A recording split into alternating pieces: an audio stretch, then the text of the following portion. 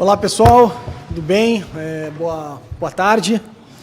É com muita honra, muita alegria que estamos aqui diretamente no Memorial da Assembleia Legislativa, a quem desde já cumprimento pela iniciativa, cumprimentos a todos que se envolveram nesses dias, nesses debates. Nós agora a seguir vamos apresentar uma mensagem do presidente da Casa, presidente da Assembleia Legislativa, deputado Gabriel Souza, sobre o lançamento da obra Vigília Democrática. 18 dias de sessão permanente e o movimento da legalidade. Então, dito isso, feitas as considerações iniciais, espero que tenhamos aí um bom debate. Passando a palavra agora, então, para o presidente Gabriel Souza.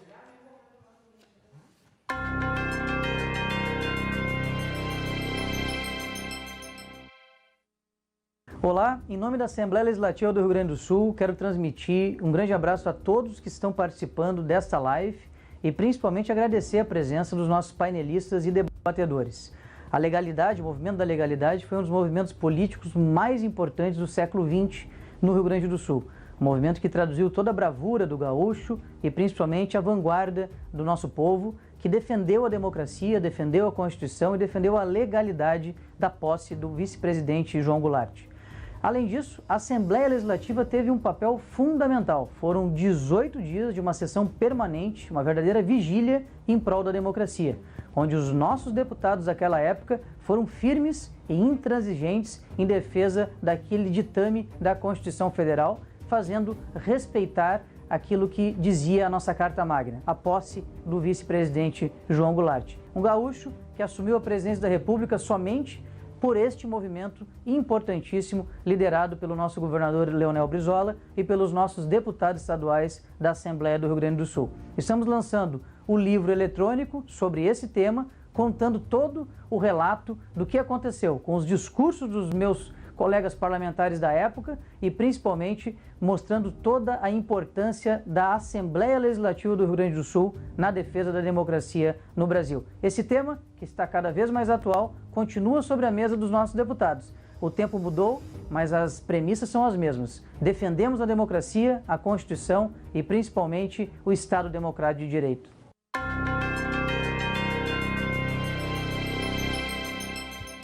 Vamos passar então para a minha querida prima Juliana Brizola, uma deputada estadual conhecida e que tanto orgulha aí o povo do Rio Grande do Sul pela sua defesa, principalmente na atuação, né, do governador Brizola. O governador Brizola que foi o herói, líder principal da articulação desse movimento da campanha da legalidade, que, como todos sabem, contribuiu decisivamente para a posse do meu avô, presidente João Goulart. Lembrando que o presidente João Goulart era cunhado, né, do Brizola, através da Neuza Brizola, que é avó da deputada Juliana, a quem eu tenho o orgulho de passar a palavra.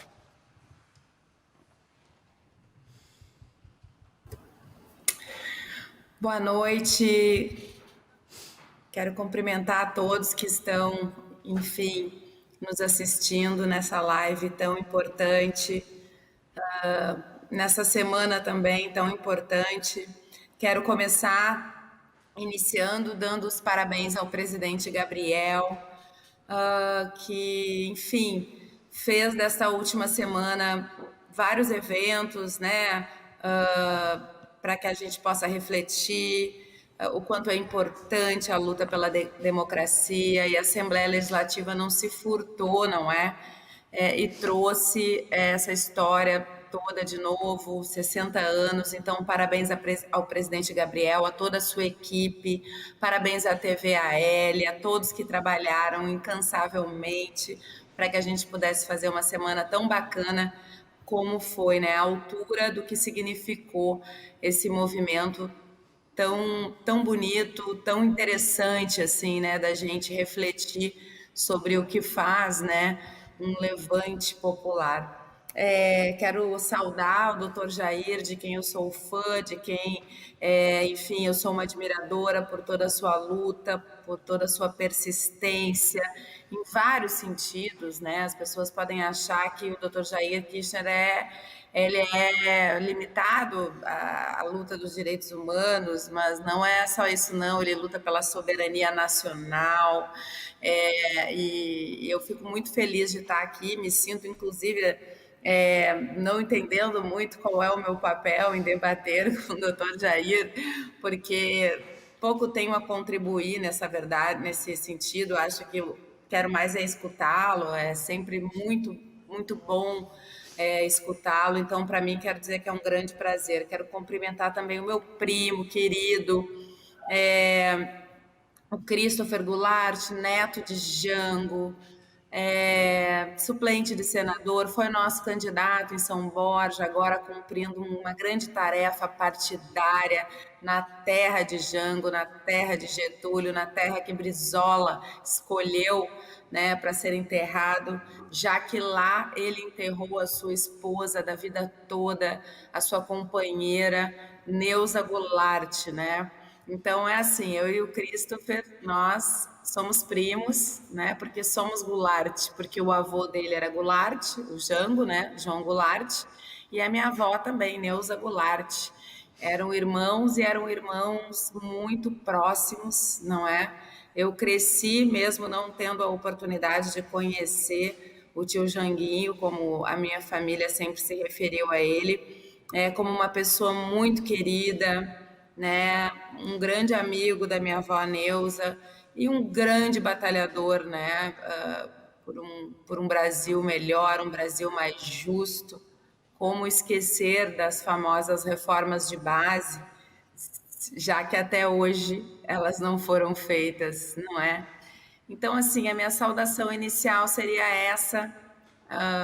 Quero mesmo escutar o Dr. Jair dizer que é uma grande oportunidade que a gente possa rememorar, tentar compreender, né, tudo que se passou e por que será também que temos essa dificuldade hoje de ter aprendido algo de mais sólido, né, com toda essa história, já que tem muito sofrimento envolvido, muitas mortes, muita tortura, muita resistência na questão da legalidade, né? O envolvimento da população. E o mais incrível, né? Ali na legalidade, em nenhum momento se pretendia uma revolução, né? O que se pretendia era o cumprimento da Constituição, tudo dentro da Constituição, inclusive, né? Que era a posse do vice-presidente eleito naquela época, João Goulart, já que o presidente eleito renunciou, Jânio Quadros, e o vice estava numa viagem internacional e não queriam permitir que ele assumisse o que era de direito, que era legítimo, que era constitucional. Então, isso é algo importante que a gente traga, porque nos dias de hoje, em muitas questões, a gente também tem que ficar provando que a Constituição é constitucional. E o que será, não é, doutor Jair, que a gente não aprendeu, que a gente não conseguiu trazer daquele tempo para não repetir, né, determinadas questões?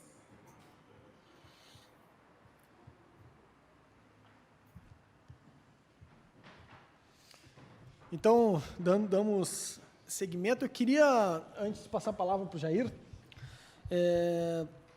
deixar um espaço natural para o nosso ex-governador Pedro Simon, que gravou um depoimento e que, então, a seguir, nós vamos transmitir para o público.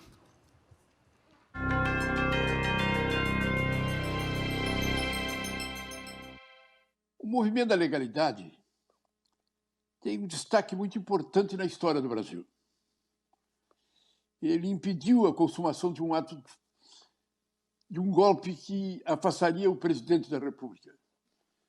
Jânio Quadros renunciou, tomou uma bebida demais, um exagero, fez uma carta de renúncia e o seu secretário, em vez de reunir as lideranças do governo para ver o que fazer, pegou a carta e levou diretamente à mão do presidente do Senado. Senador radical inimigo na política de São Paulo do senhor Jânio Quadros.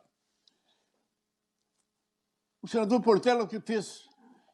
Reuniu o Senado sem número, sem quórum, sem convocação, a altas horas da noite, e que decretou vaga presidente da República. Tancredo Neves, senador, gritou, protestou. Vários senadores protestaram que era possível, não tinha número, não tinha quórum, não se estava discutindo. E o presidente Portela estava enganado, errando, mentindo. Jânio Quadros fez a carta de renúncia, o Antônio Portela leu a carta e decretou vaga, dizendo que o presidente da República estava fora do Brasil, em lugar incerto que não sabia. Tancredo, aos gritos, disse: mas, presidente, o senhor presidente da República, João Goulart, está hoje, nesse momento, em Porto Alegre, na casa do comandante Terceiro Exército. O senhor telefone por número tal e o senhor vai verificar o que está acontecendo. Ou então, senhor presidente, o senhor não tem 3 horas e o presidente da República estará aqui para mostrar a sua presença. Mas o presidente do Senado, de maneira diabólica, decretou vaga à presidência, encerrou a sessão e assumiu o presidente da Câmara, deputado Mancini. Nós agora, algum tempo atrás, numa reunião do Senado Federal, por iniciativa nossa de outro senador, nós apresentamos uma moção decretando falsa, anulando aquela sessão que decretou a cassação do mandato do presidente João Goulart. Decretou falsa aquela sessão e, portanto, em termos de história, ela não teve validade. Tudo estaria João Goulart na China, presidente numa bebedeira, em lugares praticamente à margem de tudo. Mas aconteceu um fato que foi a reação do doutor Brizon. O governador do Rio Grande do Sul reagiu, protestou, conseguiu trazer a Rádio Guaíba para dentro do palácio e fez uma série de movimentações de paraveado contra o gesto do senhor presidente da República. Foi realmente magnífica a atuação do senhor Leonel Brizola. Parecia que estava absolutamente certo, era só o Rio Grande do Sul, mas a grita, o protesto de toda a sociedade brasileira. Momentos dramáticos quando o governo federal determinou o general, comandante do Terceiro Exército, para que bombardeasse o Palácio Piratini. Houve um movimento de defesa, inclusive, de uma expectativa de se preparar para o bombardeio, quando o ministro do Terceiro Exército, numa atitude realmente de maior significado, foi ao Palácio. E quando todo mundo imaginava que ele ia tentar prender o governador, o coisa que vale, ele decretou solidariedade do presidente. Deu apoio à posição do governador Brizola e deu solidariedade ao presidente João Goulart. Mas foi um movimento muito importante. A gente viveu uma angústia. O que vai acontecer, o que não vai acontecer. Na verdade, eles tinham um comando, assumiram a presidência da República, nomearam o ministério deles e estavam dispostos a andar adiante, botando uma pedra em cima do governo João Goulart. Olha, foi muito significativa a atitude de João Goulart. Mas muito significativo foi a atuação do doutor Leonel Brizola. Teve coragem. Ele é um grande orador, debateu, discutiu, conversou com o povo e conseguiu esclarecer a sociedade brasileira do que estava acontecendo. Realmente não tinha expectativa de golpe nenhum. João Goulart estava vivendo um momento, Jânio Quadros estava vivendo um momento normal, renunciou. E o normal era assumir o presidente da República.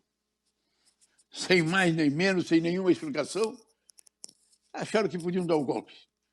Mas, graças a Deus, o Rio Grande do Sul viveu uma das páginas mais bonitas do Brasil. E num Brasil onde muitas vezes os golpes têm acontecido, ali foi uma página extraordinária da história brasileira. É verdade que ao assumir, para permitir João Goulart assumir, para esclarecer que era possível isso ser feito, os militares e as lideranças do governo da época mudaram a Constituição brasileira e transformaram o nosso regime em parlamentarista.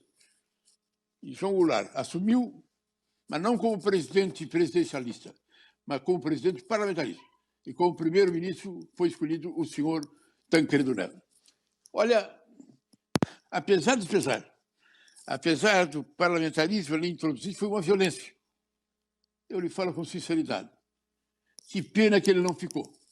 Quando assumiu o parlamentarismo, João Goulart assumiu como presidente, Neves como primeiro-ministro, as coisas iam muito bem, obrigado. Iam muito bem e o governo ia muito bem. Lá adiante, infelizmente, veio a ditadura. Os militares, que ali, naquele momento, não conseguiram, por causa da posição do Brizola, em 64 se reuniram e derrubaram o governo e fizeram realmente algo de absurdo, algo de absolutamente escandaloso. Eu guardo recordação de 64. Eu era vereador em Caxias do Sul. Convocado por Brizola, lideranças do Rio Grande do Sul vieram a Porto Alegre. E ficamos com a coordenação de nos preparar para resistir. Nós lá em Caxias, eu era secretário-geral do Partido Trabalhista Brasileiro em Caxias, nos movimentamos. Convocamos a sociedade e fizemos um grupo imenso de trabalhadores, estudantes e jovens que se apresentaram para a luta para o que fosse possível.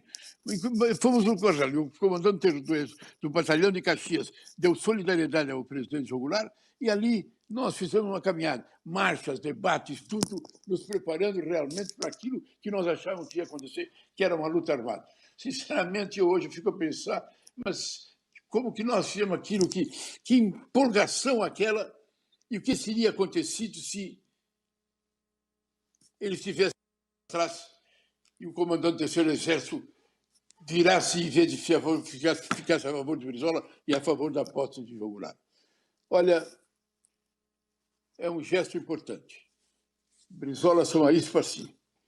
E a legalidade foi uma demonstração de civismo, de dignidade, de seriedade. Sinceramente, valeu a pena.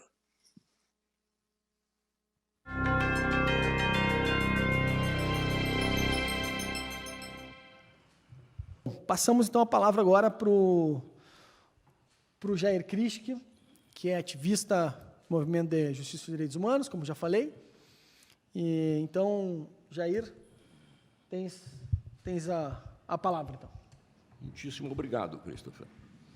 Eu inicio saudando quem promove este evento, o presidente da Assembleia Legislativa, Dr. Miguel Espírito Santo, que representa o Instituto Histórico e Geográfico do Rio Grande do Sul, de fundamental importância para a história deste Estado, na pessoa da Débora aqui, o nosso memorial da Assembleia Legislativa, e agradeço muito o convite, me sinto muito honrado. E a minha intervenção ela tem uma característica também de testemunho desta história, e que é uma história muitíssimo interessante. Nós, brasileiros, estamos muito acostumados às minisséries, que as televisões sempre exibem, minisséries. Mas eu vou falar sobre uma maxissérie. Porque essa história da legalidade, 60 anos depois, não terminou. Ela continua. É só olhar o cenário brasileiro, que vive um sobressalto, as instituições correm risco, nós vemos a democracia periclitando,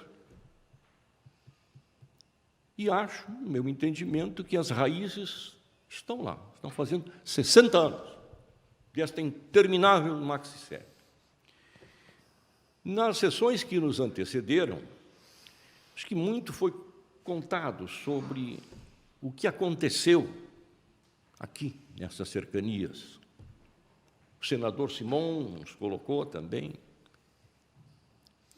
E eu diria que, naqueles momentos, episódios importantes, foi a resistência, especialmente dos sargentos da base aérea, que impediram o bombardeio. E aí, querida Juliana, que eu quero agradecer as tuas generosas palavras, e conheci teu avô materno, então capitão Alfredo Ribeiro Daltro. O conheci lá no 1º Esquadrão do 14º Grupo de Caças. E como oficial ele apoiou os sargentos na resistência. Eles esvaziaram os pneus dos caças Gloster Meteor, colocaram o carro de bombeiro na pista, tonéis, para impedir que os aviões decolassem. Já estavam armados, com bombas de 250 libras, são 137 quilos, mais ou menos, cada uma, o potencial destrutivo imenso. E eles desativaram as bombas e vieram até o palácio comunicar ao governador Brizola. E uma das figuras foi um primo irmão de Brizola, o sargento Ney de Moura Brizola. As mães eram irmãs. E que avisaram o Brizola o que estava acontecendo. E aí vem um episódio muito interessante, porque, nesse momento, segundo especialmente o Carlos Bastos, que nos antecedeu aqui na praça estavam cerca de 5.000 pessoas. Quando o Brizola começa a anunciar, através da cadeia da legalidade, de que havia ameaça de bombardeio ao Palácio Piratini, estes 5.000 se transformaram em 50.000, que vieram para cá num gesto de resistência. Então, bombardeia nós também. Isso foi um momento muito importante. Por isso que eu digo que esse movimento da legalidade, Brizola inaugura, de forma de ondas de rádio, aquilo que hoje se chama rede social, que se faz pela internet. Ele, através das ondas de rádio, mobilizou o Rio Grande do Sul e o Brasil pela legalidade. Mas vamos, assim, rememorar algumas coisas que são importantes. A renúncia, cronologicamente, é 25 de agosto, e, em seguida, Brizola instala a cadeia da legalidade nos parões do Porão de Piratini. Mas há fatos ocorridos em Brasília que são muito interessantes. Dia 28 de agosto, assume a presidência da República o deputado Ranieri Mazzilli, que o senador Simão referiu. Ele assume a presidência da República, ele se instala no Palácio do Planalto e nomeia seu chefe da Casa Civil, seu ministro da Justiça e o chefe da Casa Militar. Quem era o chefe da Casa Militar? Ernesto Geisel. Veja como a história, né? Olha, essa figura, está lá, Ernesto, chefe da Casa Militar. Ao mesmo tempo, isto a data vai ser 30 de agosto, aparece um manifesto dos militares, redigido por Golbery Couto Silva. Como sempre, com aquela mesma arenga de que João Goulart não poderia assumir, porque aí os comunistas chegariam ao poder, porque os comunistas levariam o caos ao Brasil, que seria uma anarquia, e ele não poderia assumir de maneira nenhuma. E ele, nesse mesmo documento, datado de 30 de agosto, se não me engano, se pode conferir lá na Fundação Getúlio Vargas, esse documento. E ele dizia que a possibilidade de uma solução para a situação vivida é a mudança de regime, que atribui ampla autoridade e poder pessoal ao chefe do governo.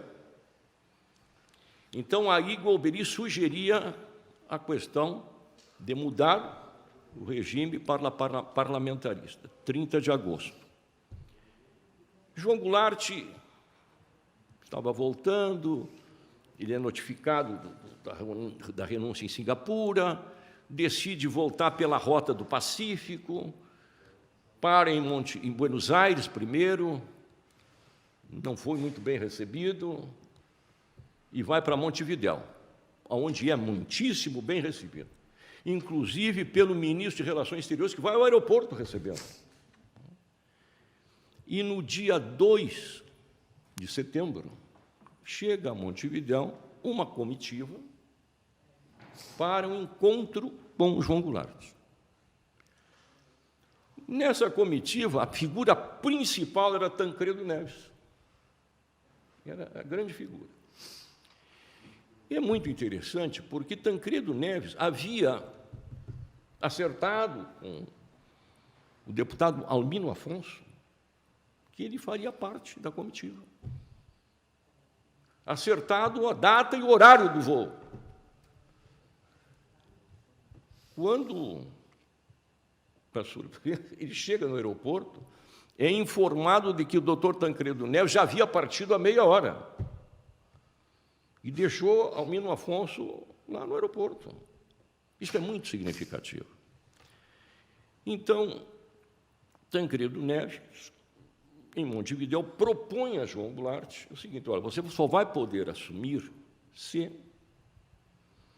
aceitar nós trocarmos o regime para parlamentarista. Você assume, não é? Vai ser nomeado um primeiro-ministro e tal, e tudo bem. Os militares não aceitam absolutamente que tu assumas com os poderes de um presidente. E João Goulart aceitou. Eu confesso que naqueles momentos, naqueles dias, eu fiquei muito chateado, porque a resistência aqui era fantástica. Por que negociar? Mas ele aceitou. Aceitou. E quem foi o primeiro-ministro? Tancredo Neves. E por que Tancredo Neves foi o primeiro-ministro? Porque ele era potável aos militares, ele era aceito pelos militares. Se os militares não queriam João Goulart, porque não confiavam, então o primeiro-ministro, que, segundo Golbery, teria os poderes amplos de chefe de Estado, então Tancredo Neves foi aceito. Uma proposta que parte do Golbery e de alguns outros militares. E eu, às vezes, quando penso sobre o general Golbery, o gênio da raça, para o bom e para o mal, não? Eu penso, talvez, Christopher, talvez o general Golbery tenha alguma dificuldade com o teu avô, porque ele tinha uma má vontade com Jean antiga. Em 1953, estamos bem atrás no tempo, em 53, governo Getúlio Vargas, João Goulart assume o Ministério do Trabalho e inaugura um novo tempo no Ministério do Trabalho. Até então, esse Ministério do Trabalho era muito o Ministério do Capital. E João Goulart chega no Ministério, reconhece que conhecia pouco desse cenário, e era um homem muito do campo, e tem que ligar com os sindicatos de operários. Ele o que faz? Chama a uma reunião os dirigentes sindicais. Olha, vocês me contem quais são os problemas, eu quero escutá-los, para poder dirigir o Ministério do Trabalho. E assim fez. Quando em fevereiro de 54, João Goulart propõe um aumento do salário mínimo em 100%, vamos aumentar o salário mínimo em 100%. Nesse momento, a casa caiu. O general Golbery do Couto Silva, então um coronel, Golbery do Couto Silva, e outros 82 coronéis e tenentes-coronéis redigiram um manifesto, famoso manifesto, 82 assinaturas, criticando acidamente o ministro do Trabalho, João Goulart.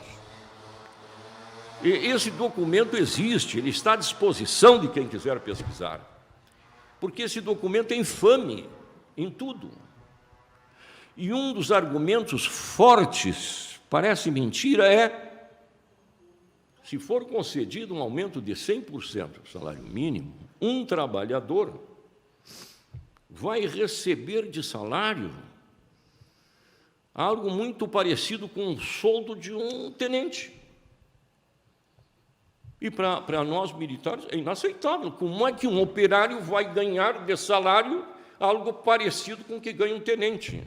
Isso está escrito no documento, gente. É ridículo desse tamanho, mas é verdade. O que acontece? João Goulart cai do ministério, Getúlio tem que substituí-lo e substitui o comandante do Exército. Chamava-se ministro da Guerra. Substitui. os dois. 54. Em 61, a sugestão desta questão de trocar o regime, e que foi aceita e consagrada. Como eu dizia, fui contra, achei um horror, toda a resistência, que acabou em nada. Mas João Goulart, com muita habilidade, contorna o momento, se articula, convoca um plebiscito,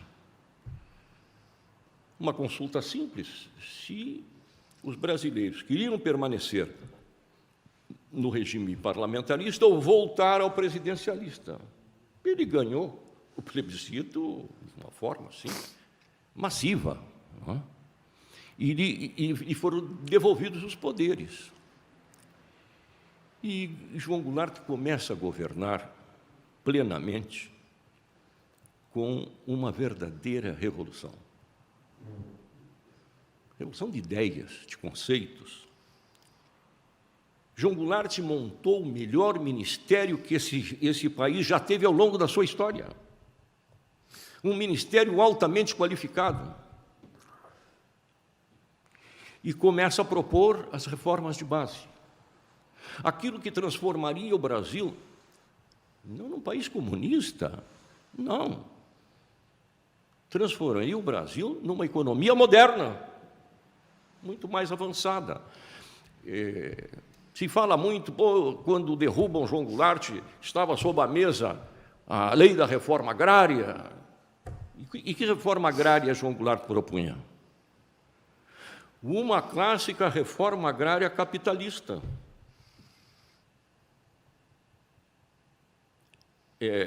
O trabalhador rural receberia o título de propriedade, não era terra coletiva, como seria se comunista fosse. Veja, o título de propriedade, novos proprietários, um impulso na economia, a lei de remessa de lucros. Então, uma série de modificações que ele propunha. Eu sempre digo assim, João Goulart foi apeado do poder por suas virtudes, não por seus defeitos. Foi as suas virtudes que o tiraram do poder. Bem, a ditadura, vocês conhecem, ela vai por 21 anos. E no Brasil começa, em 83, uma grande movimentação de massas, talvez a maior movimentação de massa da história do Brasil, direta já, que era uma emenda oferecida pelo então deputado Dante de Oliveira. E essa ideia do direta já, ela vai ganhando corpo na opinião pública brasileira, torpedeada pela imprensa. A imprensa não noticiava, a imprensa sonegava. Mas, de repente, como isso vai tomando conta do Brasil, e lá na reta final, nós tivemos, no Vale do Anhangabaú, em São Paulo, um comício com 1.700.000 pessoas.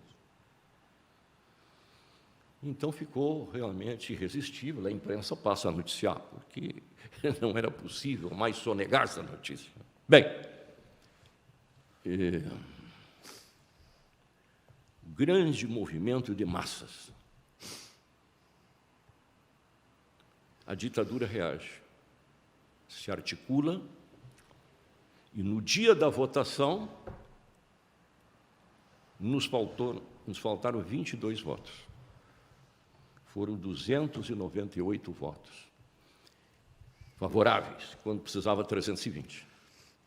Então, por míseros 22 votos, não se logrou as diretas já. Nesse dia, estiveram ausentes 113 deputados. 113 deputados ausentes. Justamente o trabalho da ditadura para evitar a aprovação. E aí, a história nos conta, num colégio eleitoral, foi eleito presidente da República, um colégio eleitoral controlado pela ditadura. É eleito presidente da República quem? Tancredo Neves. veja como a história nos conta. Então, a ditadura resiste, colégio eleitoral controlada, o parlamento controlado pela ditadura, e Tancredo Neves é eleito presidente da República. Isso significa, no meu entendimento, que mesmo a ditadura que tinha um candidato, Paulo Salim Maluf, não importava. Esse é um homem confiável. Tancredo Neves continuava confiável aos senhores militares. Saía ele eleito presidente. E é por esta razão que eu costumo dizer que nos países vizinhos a saída da ditadura para a democracia foi uma transição. E no Brasil foi uma transação. Foi um acordo. Um acordo que deveria consagrar a impunidade. A impunidade àqueles autores de crimes de lesa humanidade e que deveriam responder por estes crimes, porque são imprescritíveis. Esse acordo, ele acaba culminando com aquela lei de anistia, que é uma lei de autoanistia, e até muito mal redigida para o meu gosto, e que foi garantindo a impunidade. Essa transação, ela tinha por princípio garantir a impunidade. E garantiu. E nos dias de hoje, o que a gente vive? A gente vive aos salavancos, uma democracia que não se consolida, um parlamento que a cada eleição é pior. A cada eleição nós conseguimos esta coisa fantástica de diminuir a qualidade dos nossos parlamentares. E, é claro, aí, como dependemos de um parlamento para garantir que o processo democrático seja sólido, nos falta. O Brasil é um país capenga. E tudo isso, gente, é a nossa história, é a história, essa maxi-série, começada lá em 61, 2 de setembro, o acordo de Tancredo com João Goulart, 2 de setembro. Então, hoje, justamente, 60 anos. Não é? E que nos remete para esta situação, não é? De constantes sobressaltos, não é? A incerteza do amanhã. Um 7 de setembro que está nos assombrando. Não sabemos o que vai acontecer. Mas há um número importante de pessoas e de recursos jogados para criar um caos. Isto é muito preocupante. Como é que vai terminar a nossa maxi-série? Não saberia dizer. Mas com o que analisei ao longo destes anos, acho que esse movimento importantíssimo chamado legalidade continua vigente. Ele continua vigente. Clamamos por nada mais do que legalidade, quer dizer, o cumprimento dessa Constituição cidadã, mas um cumprimento pleno dessa Constituição, não é? Onde os poderes sejam absolutamente independentes e harmônicos entre si. E terminar de uma vez por todas com estes sobressaltos, realizar uma verdadeira transição e deixar de lado essa transação a que sucessivos governos, já eleitos pelo voto, concordaram. Todos os presidentes que sucederam Tancredo, Sarney, todos eles, eleitos pelo voto popular, capitularam, aceitaram o acordo.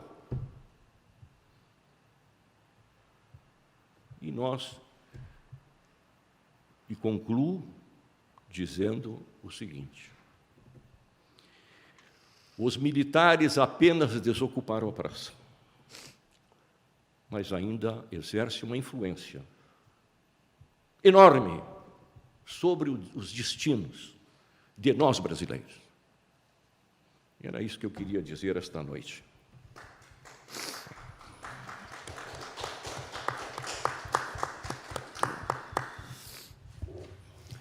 Muito bem, Jair, parabéns pela qualidade da palestra. Todos nós fomos beneficiados aqui te ouvindo.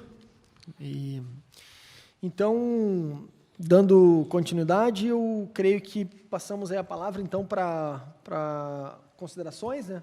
Passo, então, a palavra para a deputada Juliana Brizola. Bom, foi uma aula, né, que a gente pôde escutar aí do Dr. Jair, como eu já imaginava, e é tão importante a gente saber de alguns detalhes, né, da história, de quem acabava abraçado por quem. A gente chega até aqui vendo muito disso também, né? Então, acho que o Dr. Jair, ele tem toda a razão quando ele fala da falta da justiça de transição, na verdade, né? Aqui, dessa anistia ampla e restrita que foi negociada e que, de uma forma ou de outra, nos transformou em praticamente analfabetos, né? Sobre todo esse processo. Foi justamente varrer, né, sujeira para debaixo do tapete, e isso uma hora volta, uma hora, né, e essas instabilidades todas, isso é reflexo da gente não querer passar, né, a limpo a nossa história, conhecer de verdade, para não repetir, para não cair nas mesmas conversas, porque eu dou risada, gente, apesar de que eu acho muito triste, né? Mas, assim, eu dou risada quando as pessoas falam que o Jango era comunista, né? Porque, gente, é só olhar o ministério dele, que tu vai ver que ele não tinha nada de comunista, né? Aliás, o meu avô sempre tinha uma frase, né, que dizia: não, a gente não tem nada contra a propriedade privada, a gente acha ela tão boa que a gente quer para todo mundo.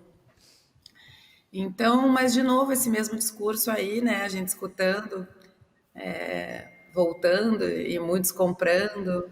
E eu já falei com o Christopher, a gente participou de alguns debates.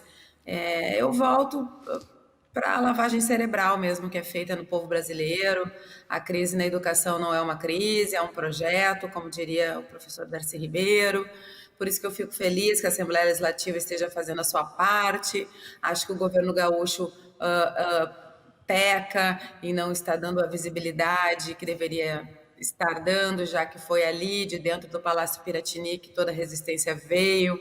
Lá dentro mesmo tem um museu, né, dos porões da legalidade, que deveria ser mais aberto, mais visitações de escolas.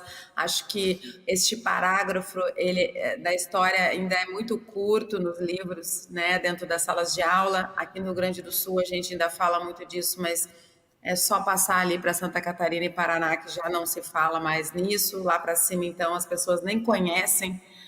E é muito importante que a gente conheça o grande levante democrático, popular, liderado, sim, por Leonel Brizola, sua maior arma, o microfone de uma rádio. O doutor Jair falou muito bem, né, o potencial e o quanto parece hoje com as redes sociais, e a mobilização, as pessoas se tocando, né, que aquilo representava a vida delas, né, o cotidiano da vida delas, a defesa da Constituição. Então, assim, parece tudo de novo, de uma outra forma, é claro, né, com uma outra roupagem, mas muito disso. Então, eu quero agradecer a oportunidade de participar, quero agradecer a referência ao meu querido avô, Alfredo Ribeiro Daut, que acabou falecendo coronel da aeronáutica, depois de ter readmitido, não é? Porque foi tido como morto, né? Minha avó sempre conta que ela recebeu o soldo de viúva durante muitos anos, né? Porque meu avô foi dado como morto quando ele é obrigado a fugir daqui, senão ele seria morto. E ele também considero ele um grande herói da pátria, porque furar a hierarquia militar não é para qualquer um, né? Para quem conhece a hierarquia militar sabe disso. E eu também considero que o meu avô Leonel Brizola voltou nos braços do povo, mal ou bem, tanto é que ele falava muito pouco sobre essa história da legalidade, o próprio golpe, porque ele entendia que ainda tinha muito para contribuir, e foi governador 2 vezes do Rio de Janeiro, tinha que montar um partido político, que era o PDT, então ele se dedicou muito a isso e resolveu virar essa página, o que eu até considero, talvez, em algum momento, um equívoco, porque acho que ele deveria ter voltado e botado o dedo na ferida, mas ele nunca teve enfim, nunca fez isso, mas ele também acha, acredito, tinha os motivos dele. É uma história que a gente tem que falar sempre. Eu até, quando eu ficar bem velhinha, eu vou continuar contando para todo mundo, porque é muito importante que a gente aprenda, né, com tudo isso. E é muito lindo de ver, né, a defesa de um povo pela sua Constituição. E naquele momento, né, como disse mesmo o Jair, o que disse o Carlos Bastos, né, as pessoas foram se contaminando e de 5 mil passaram para 50 mil, e a gente atingiu, inclusive, outros estados. Foi um protagonismo do meu avô Leonel Brizola, mas muito do povo gaúcho, né? Acho que o Brasil enxergou o Rio Grande do Sul ali na campanha da legalidade, e isso é muito, muito bacana. Parabéns à TV Assembleia. Obrigada, Christopher, pela oportunidade de estar contigo aí mais uma vez. Puxa, Jair, obrigada por tudo que tu significa, por toda a tua persistência, a forma, né, como tu vem diariamente mostrando o quanto é importante que a gente fale disso, que a gente reveja os nossos equívocos e que a gente possa, enfim, sei lá, sonhar, né, pelo menos para as futuras gerações, numa democracia mais sólida, de aprendizado mesmo, de reconhecimento daquilo que não foi legal, né, aquilo que não era legalista. Um beijo grande para quem nos assistiu. Obrigada. Muito bem, deputada Juliana, também prazer compartilhar mais uma vez um debate contigo, ouvindo as suas palavras. Então, vamos encaminhando já para o final, não é isso? Eu agradeço também, Jair, pela possibilidade de estar compartilhando hoje também nessa mesa aqui contigo. E é importante, assim, transmitir uma palavra de que nada disso, algumas pessoas desavisadas podem compreender ou achar que nós fazemos ou celebramos esse tipo de acontecimento, como outros, como uma espécie de saudosismo. Eu tenho um pouco de receio quando ouço esse tipo de palavra, porque, na verdade, nós estamos revisando um exemplo de nação que nós queremos, né? Uma nação voltada para a cultura, voltada para a intelectualidade, voltada para a academia, voltada para a democracia, voltada para o respeito ao Estado Democrático de Direito. E tudo isso é representado por Jango, por Brizola, pelo presidente Vargas, que é um precursor de tudo isso. Vargas com outras características, é bem verdade. Então, colocar essa pauta, e aí cumprimento também a TV Assembleia, cumprimento ao Parlamento Gaúcho, por poder transmitir isso para o povo do Rio Grande do Sul. E dizer que nós somos carentes de exemplos, bons exemplos, principalmente nos momentos que nós vivemos hoje, o Jair já disse muito bem, onde há 60 anos atrás nós tínhamos aí a posse, exatamente no dia 7 de setembro, que foi o dia que o presidente Diogo Goulart assumiu, 7 de setembro, e hoje nós temos tempos tão turbulentos, que, na verdade, caminham na contramão. Vejam que 60 anos depois do que nós estamos falando, temos um momento que caminha exatamente na contramão de tudo aquilo que a legalidade queria, né? Que era as reformas de base, democratização do ensino, democratização da terra, democratização do conhecimento, né? Era um país onde a palavra democracia, de fato, se fazia presente, sem truculência, sem autoritarismo, sem o império da força, e sim com pacifismo, com capacidade de escuta, de diálogo.